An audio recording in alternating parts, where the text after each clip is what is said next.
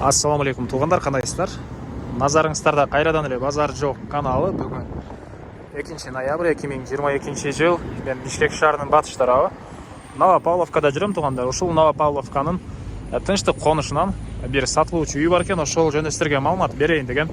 Биринчи жолу баруу жолун түшүндүрөйүн туғандар. Мен турган жер көпчүлүгүңүздөр билген чоң Фрунзе трассасы жана Токтогул көчөсүнүн кесилишинде турам. Сатылуучу үйгө сиздер ушул жак менен деле барсаңыздар болот. Ушул Токтогул көчөсү менен түз түшүп барсаңыздар тынчтык конушуна бара аласыздар. Улук мырза 42-нчи даректе жайгашкан сатылуучу үй. Анан бир аз ары жак менен деле барсаңыздар болот. Тынчтык көчөсүнүн негизги центральный көчөсү менен, асфальт көчө менен. Ал жакта азыр ремонт болгонуна байланыштуу мен ал жакты көргөзө алгам жок. Өзүм ушул жак менен чыгып, ушул жак менен түшкөнүмө байланыштуу ушул жерден көргөзүп атам. Негизинен бир аз ары жак менен барсаңыздар, ошол жак менен түшсө болот. Азыр учурда ремонт жүргөнүгө байланыштуу ал жактан көргөзө алгам жок. Анан жакын жерде Заря базары деле бар. Түз кетсеңиздер сиздер Машине базарга деле бара аласыздар. Чыгышты карай барсаңыздар Бишкектин бурч-бурчуна бара бересиздер. Могу жерден көптөгөн маршруткалар өтөт. Тугандар Бишкектин бурч-бурчтарына. Бул жактагы Мария дүкөнүнө же болбосо могу биогумус саткан могу дүкөнгө ориентир алып сиздер барсаңыздар болот. Негизинен ээсинин номерин экранга калтырам. Ээси менен сүйлөшүп, даректи толугураак билип алсаңыздар деле болот тугандар. Мынакей 290 маршрутка үйүбүздүн алдына чейин барат. Анан тугандар, күн сайын Бишкек шаарынан сатылуучу үйлөрдү көргүңүздөр келсе, жерлерди, квартираларды подписаться баскычын басып кетиңиздер. Мынакей тугандар, келүү жолун түшүндүргөнчө бүгүнкү чыгарыштагы сатылуучу үйгө да жетип келип калдым. Бул үйүбүздүн көчө тарабы. Көрүп тургансыздардай пескоблок менен забор кылынган жана көрүп тургансыздардай ворота орнотулган. Дареги Улукман көчөсү 42-нчи даректе жайгашкан тугандар. Мына ушундай. Мынакей көрүп турганыңыздар бул Профсоюзный көчөсүнүн уландысы. Азыркы учурда асфальт боло элек, бирок жакын каралыкта бул жерде асфальт түшүп, Профсоюзный сыяктуу чоң трасса болот деген оюн айтты үй ээси жана башка тааныштар деле ошентип айтат. Тугандар бул жакка чейин Профсоюзный көчөсү келет. Анан жана айткан маршрутка бул жөн өтөт 290. Анан бир 500 метрдей чыгышты карай бассаңыздар маршрутка, автобустар дагы ал жерден өтөт. Кыскасын айтканда тынчтык конушунун өзүнө 3-4 маршрутка каттамы бар тугандар. Мектеп 2 километр алыстыкта жайгашкан. Анан садиктер, частный садиктер деле бар экен. Андан ары коросуна кирейин дагы, калган маалыматтарды берейин. 2 километр аралыкта жайгашкан, алыстыкта деп бир аз туура эмес сүйлөп алдым. 2 километр аралыкта тугандар. Андан ары коросуна кирип калган маалыматтарды берейин. Көрүп тургансыздардай көчө тараптан прожектор орнотулган. Бул жактан күзөтүү камералары көчө тараптан дагы үйдүн короолоруна бардык тарабына орнотулуптур. Суу, свет бар экен, отопление, порой отопление. Анан порой отопление, видеонаблюдение. Бары бар экен. Кондиционер мынакей бул жакта. Үйүбүз жөнүндө айтсак тугандар, 240 квадрат метр толук түрдө кирпич менен бүтүрүлгөн. Сейсмопояс колонна куюлуп, биринчи этаж менен экинчи этаждын ортосуна плита ташталган. Сапаттуу кылып өзүм үчүн салгам дейт үй ээси. Ички тараптагы ремонттор деле өтө жакшы. Мен азыр видео тартканча мен бир көрүп чыгам, өтө жакшы болгон. Азыр видеонун жүрүшүндө көрө аласыздар. Видеону өткөрбөй туруңуздар. Алды тарабы көрүп тургансыздардай стяжка, кенен 2-3 машина баткандай жер бар бул жол менен. Бул жагы көрүп турганыңыздардай поликарбонат менен болгон навес тугандар. Кошуналар менен болгон чек ара бардык тарабынан пескоблок менен тосулган. Ал бул үйүбүздүн батыш тараптан көрүнүшү. Бул жакта экипак, арча дарагы жана брусчаткалар чапталып, мынакей мына ушундай көрүнүштө. Документтер боюнча айтсак, бардык документтер, техпаспорт, кызыл китеп, чертож, мертож, кыскасы баары бар экен. Бул жакта үйүбүздүн негизги кирүүчү эшиги жайгашкан. Мынакей бул жак менен кирсеңиздер болот. Көрүп тургансыздардай тепкичтер. Анан бул жакта тугандар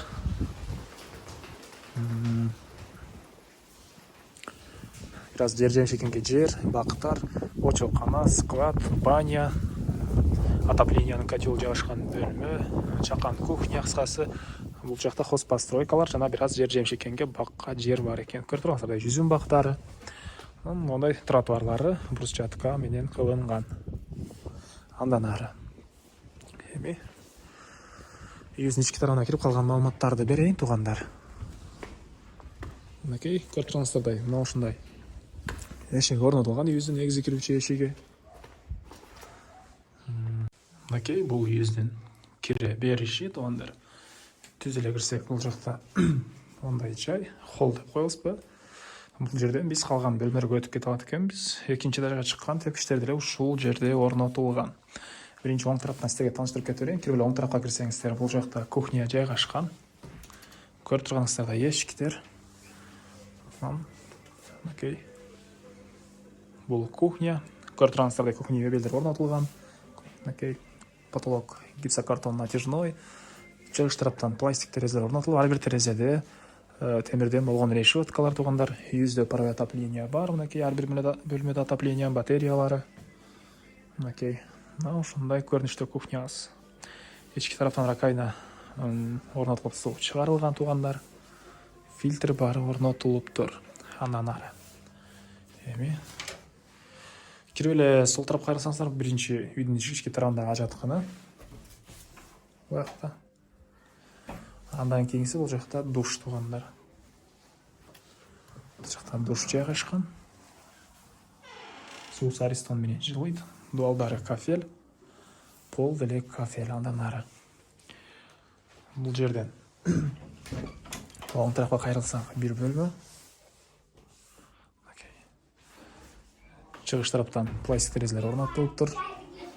Дуалдар обой. Потолок гипсокартон туугандар. Мына ушундай. Эми андан ары. Түз эле өтсөк, бул жакта зал жайгашкан. Окей. Бул жак зал, батыш тараптан терезелер орнотулуп турат бөлмөдө. Отопление батареялары, дуалдар обой. Окей, потолок натяжной. Көрүп турганыңыздардай люстралар орнотулган туугандар. Мына ушундай көрүнүштө кондиционер ушул бөлмөдө бар экен. Эми үйүбүздүн экинчи этажын көргөзөйүн. Биринчи этаж менен экинчи этаждын ортосуна плиталар ташталыптыр туугандар. Бул тепкичтер. Мынакей.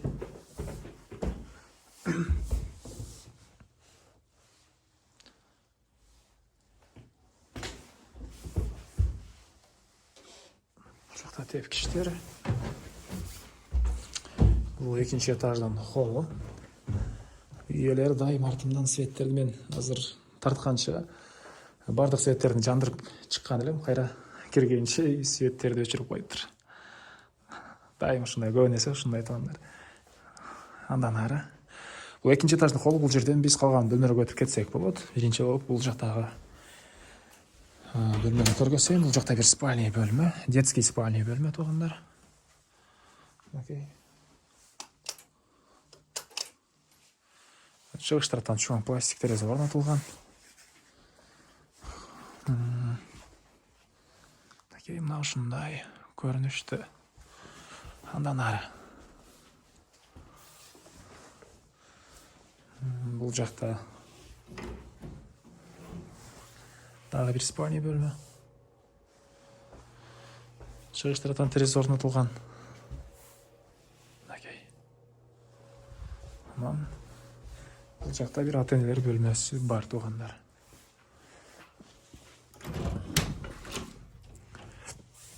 Бул жакта ата-энелер бөлмөсү. Батыш тараптан терезелер орнотулган. Окей, мына ушундай көрүнүштө. Эми короосун ачып, мынакей күзөтүү камерасы могу эмес бул жака орнотулуптур туугандар. Бул жерден кенен көчө тарапты, короону, кире беришти бар жакты күзөтсөңүздөр болот. Эми короосун ачып, та калган маалыматтарды берейин. Мен кайра эле сатылуучу үйүбүздүн короосундан туугандар. Эми бул жактагы хозпостройкаларды бир чекенден көргөзөйүн да калган анан баасын айтайын. Бул жакта мынакей жана айткандай эле жемчегиңе жер жана абактар. Буякта тапчандын жайы, тапчан мынакей. Бул жакта очок. Бул жагы очок экен. Подвалы деле бар туугандар, погреб. Орто, чоң, кичи очоктор, очок казаны менен. Анан бул жакта түрлүү бактар. Бул жакта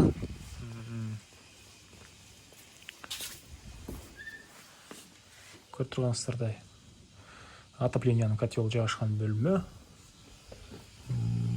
Бул жакта баня туугандар. Анан бул жакта бир склад деле бар.